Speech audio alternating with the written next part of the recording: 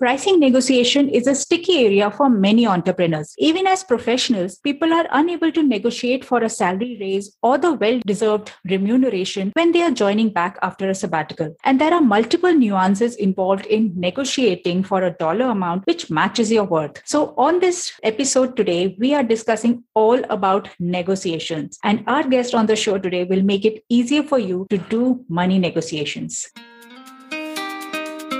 Fall in love with selling as you acquire the right mindset, selling style, and sales process that helps you take your business solution to more prospects, potential clients, and the world at large. If you are a women entrepreneur who is looking to get more sales, scale, and sustainability in your business, you have reached the right place. I'm Roshni Baronia, your host for the show Ace the Sales, which is all about helping you bring your authentic and influential self to each sales conversation.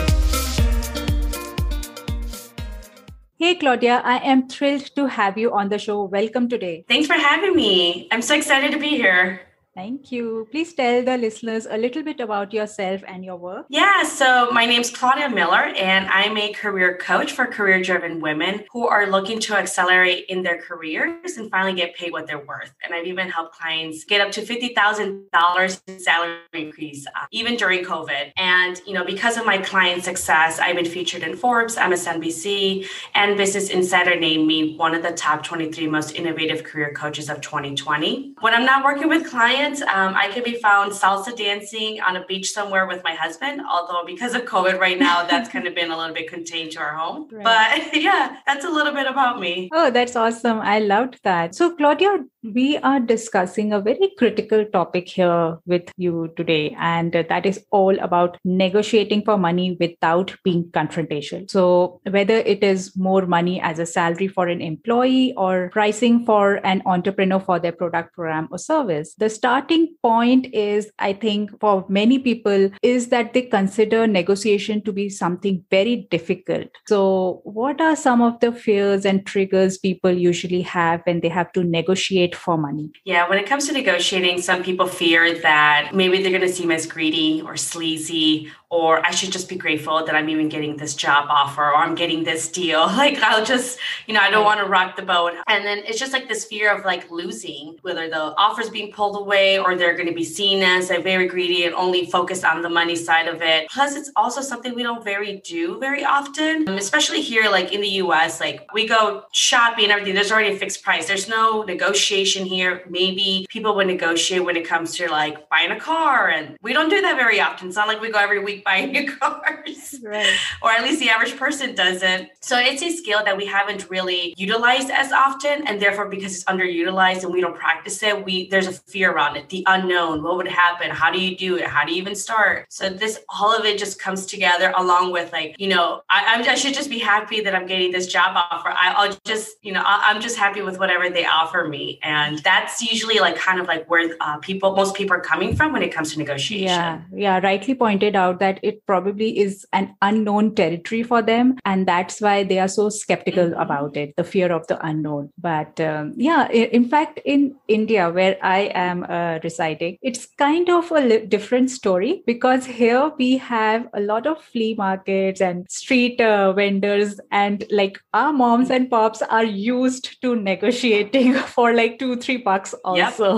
Yep. So here, everyday person is very, very used to bargaining. So there are marketplaces that if you do not negotiate for even 10 rupees less of a price, then you have not done a good deal. So that's the kind of scenario here. But yeah, the things change when you get into the realm of negotiations where things are at higher stake. They are like your salary negotiations or your business negotiations. So that's when things become really critical. And that, like you rightly said, it is fear of unknown. So what can one do to overcome these fears in the first place? Yeah, I think it's just changing your mindset. The way, like I said, fears and myths, like, oh, I'm going to seem as sleazy. Actually, if you're negotiating, especially right now in sales, right, you have to negotiate. It's a good indicator that not only are you confident in yourself, but that you're like a top performing employee. So as a hiring manager, if I have have my candidate negotiating their salary, then I know that they're going to be negotiating in behalf of the company. That's somebody I want to hire. That's somebody that's going to be negotiating when it comes to contracts with clients where, sometimes the solution is not just to cut, give a discount. There's other ways, and it's really understanding like what is that happy medium that benefits both parties. So start salary, and a lot of hiring job offers, they don't always give you the higher salary range because if you were to negotiate, they don't always give you the top end of that salary range. But what happens is most people just don't negotiate.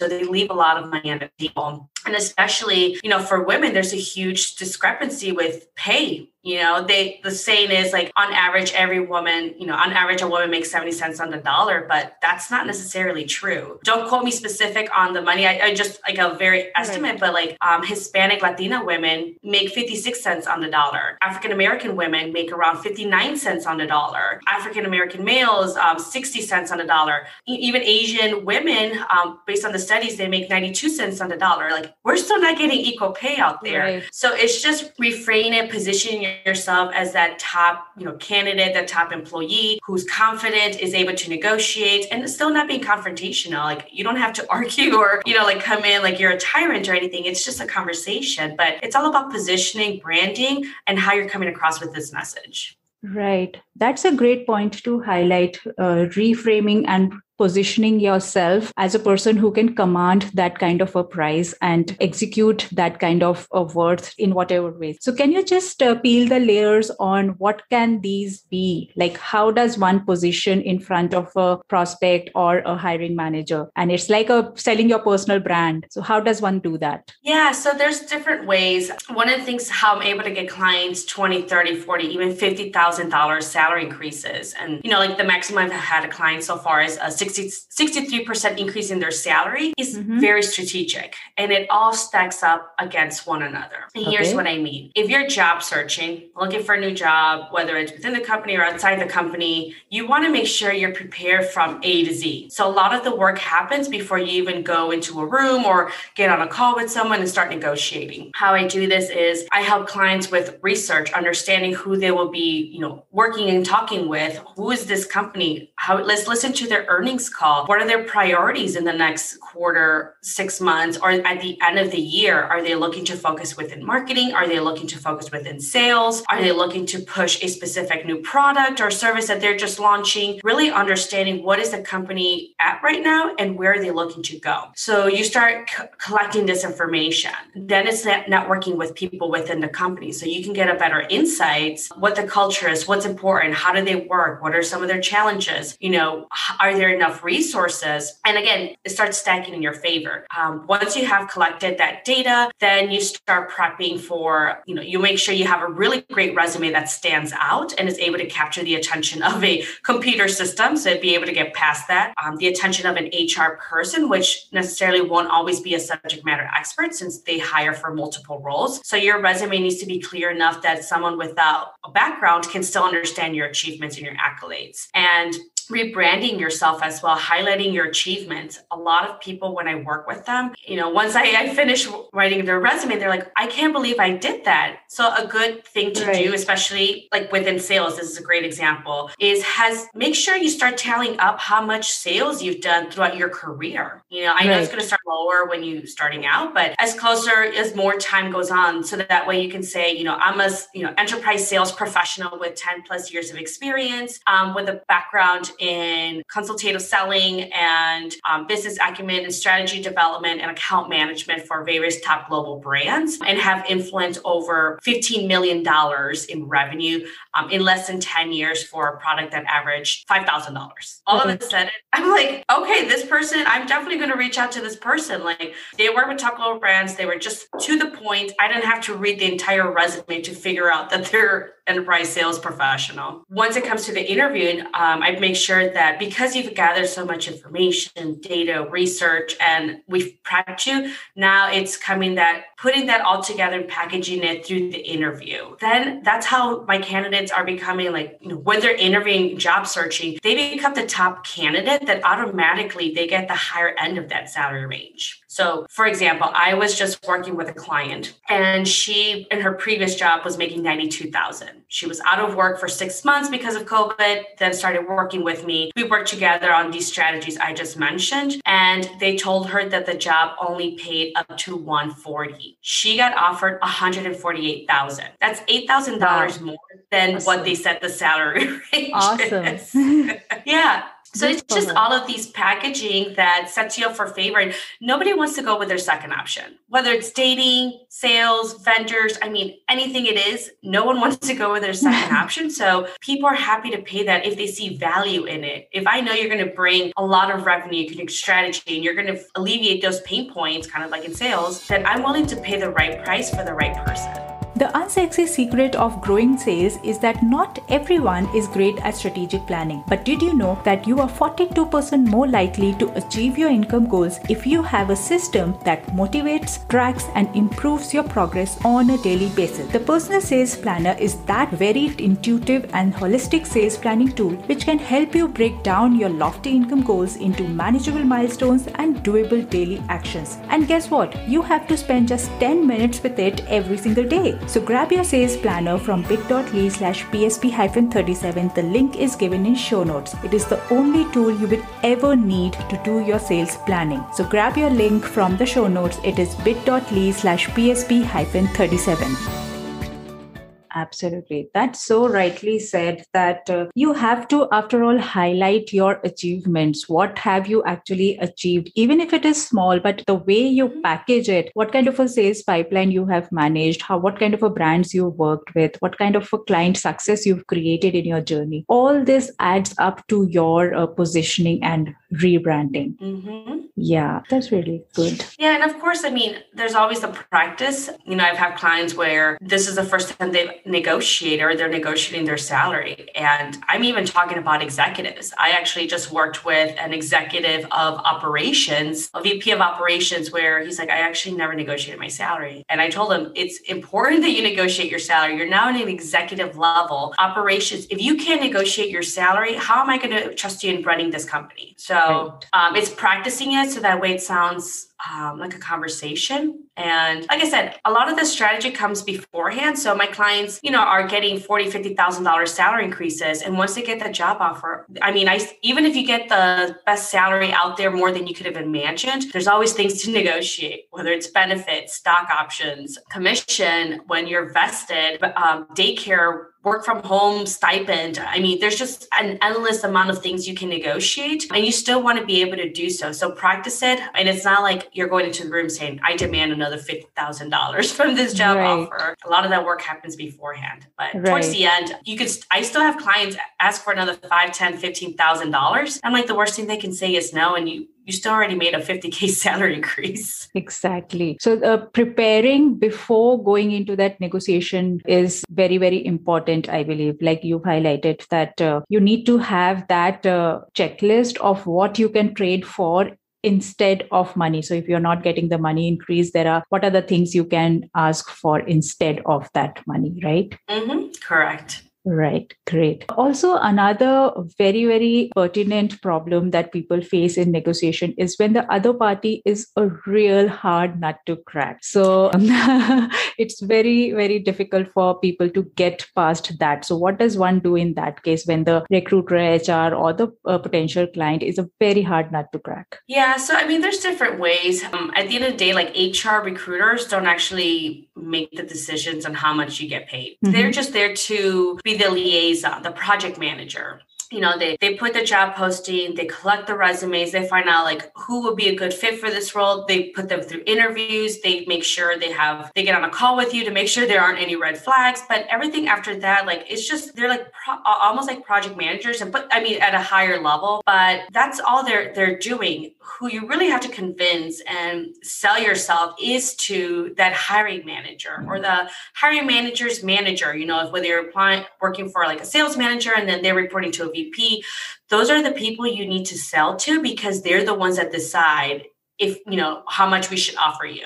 Mm-hmm. The HR person is just going off of guidance of, who the department is, who the hiring manager is, because at the end of the day, they're the subject matter experts within their department. So, if you have a really tough recruiter or HR person that says like, before we move forward, I just wanted to make sure we're within range for this role. You can push back and say, I'm excited for this role. If you can tell me what that salary range, I'll be able to let you know if it's within the range that I'm looking for. Mm-hmm. Okay. If they say, well, we rather know what's your range, well, you want to give a range that you want.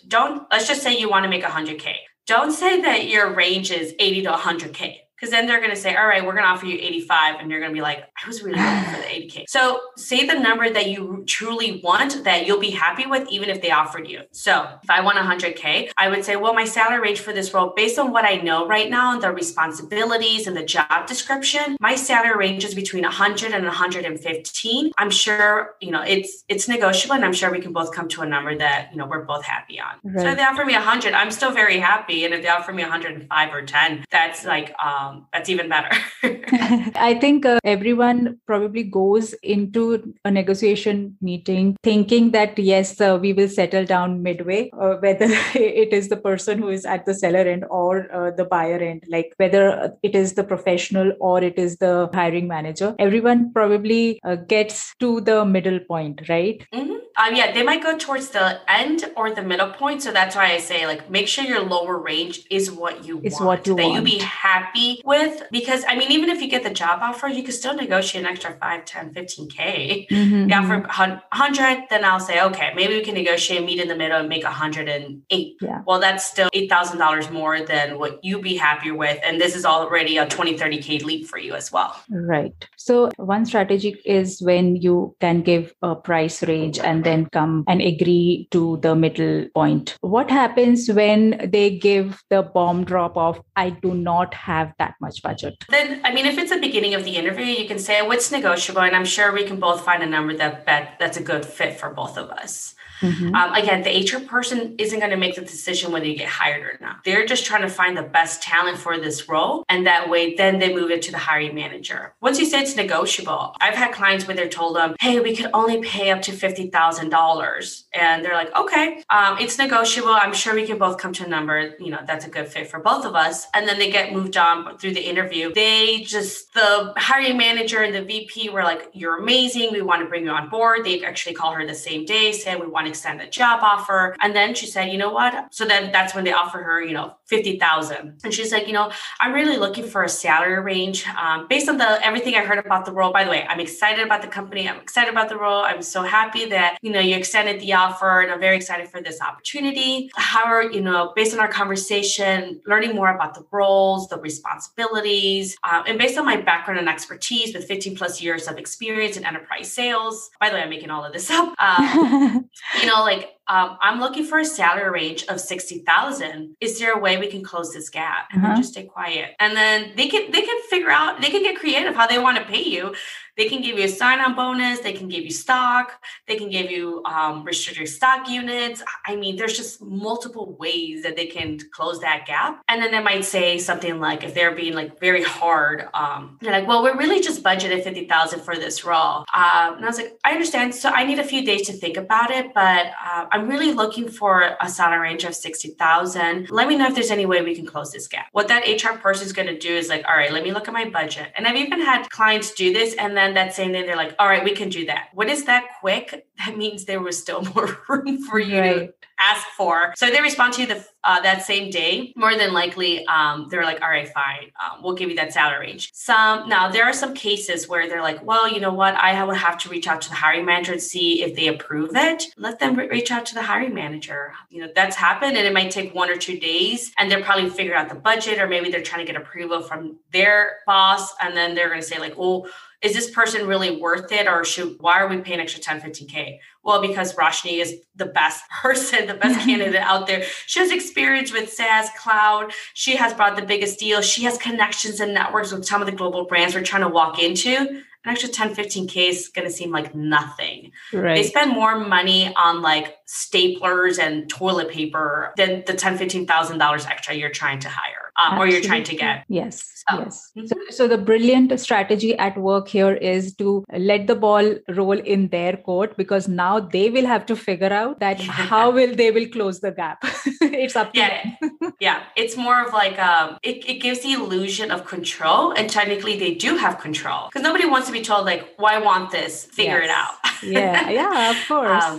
It's more it's like, up to you to come up with a solution as to how you will close the gap. Yes. Yeah, it's like teamwork. Way to say, how can we close this gap? And they can say, well, we want to give you a sign-on bonus. And if you're okay with that, then great. But yeah, it's like I said, you'd be surprised what people can come up with. I had a client where they were trying to close like a $10,000, $50,000 gap. And they're like, okay, we can give you a $5,000 sign-on bonus. And then we'll give you stock that's almost within like what they were asking for. And they were happy with it. Now then the stock went up, and that's worth a lot more money now. So, I mean, it's you'd be surprised the creative solutions people will come up with. And if you're happy with it, then, I mean, you both win. Right. Awesome. So you've given us the strategy of like talking about the price range and then letting them come up with a solution of how to close the gap. And any last thoughts on how one can ask the desired number more confidently, because you get what you ask for. So any last piece of advice is on how can one be more confident when they are saying aloud the specific number that they are wanting to have? Yeah. I mean, I would say research and practice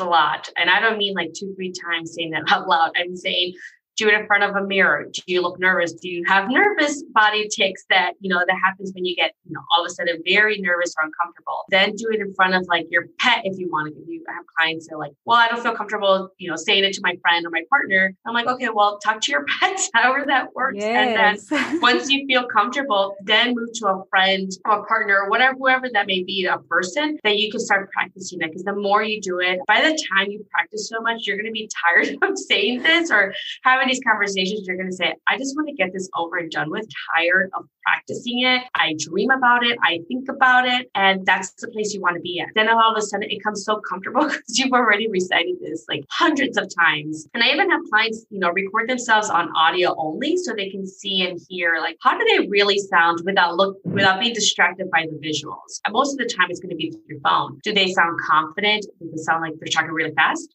Or they're talking really slow? Or do they ask where it sounds like they're asking a question? So it's just looking at many different aspects of like how you are asking and having these conversations. And once you're happy with it, then all right, I'm ready and I can have these conversations and I can practice now with my colleagues, my friends, partners, family members, whoever that may be. So that way I can get used to it. Yes, that is like a brilliant advice. In fact, I have done that also because of one of my earlier premium packages. I was myself feeling, will this something which will come out of my mouth even? So I was going around to the house just repeating that dollar amount. Do not ramble and rattle when the numbers come out of my mouth. So yes, that is a brilliant piece of advice for people to practice saying that number aloud. Yeah. And one last note I would say is, I know some people have asked me, so how do I know I'm in a position to negotiate my salary? If you've received a job offer and you're working and you want to negotiate, internally, then you're in a position to negotiate. It's all about building a good business case and showing that, and then seeing like that you are worth that extra increase, especially within sales. I mean, sales professionals are bringing hundreds, thousands, millions of dollars within the company, and you're only asking for a small fraction of that. Right. But again, you want to build that strong business case to showcase and never make it personal. Don't say, I'm a hard worker, so therefore I deserve more. Or Rashni makes more than me, and why is that? They're like, well, because it'll go into a different side. So focus on your results, your achievement, and what you can do and where you're going to take it forward. Back it by data and facts and your achievements and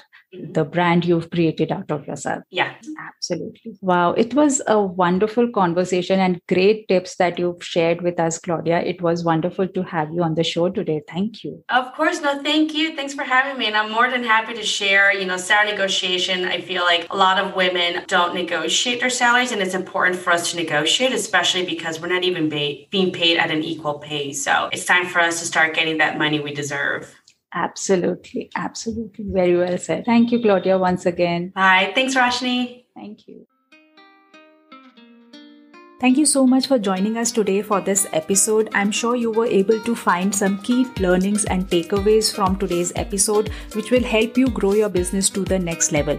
And if that's the case, make sure that you share this episode with 2 of your business buddies, because you never know that they might also find some insight which will help them in their business. Knowledge, after all, grows by sharing it further, right? So do share it with 2 of your business buddies. Also, if you like Ace the Sales podcast, consider sharing 5-star review and rating on Apple iTunes, because that will help us take the podcast to many more women just like yourself who are looking to find sales success in their business. Also, it will mean the world to us, especially myself and my team who are putting loads of efforts to bring this podcast to you.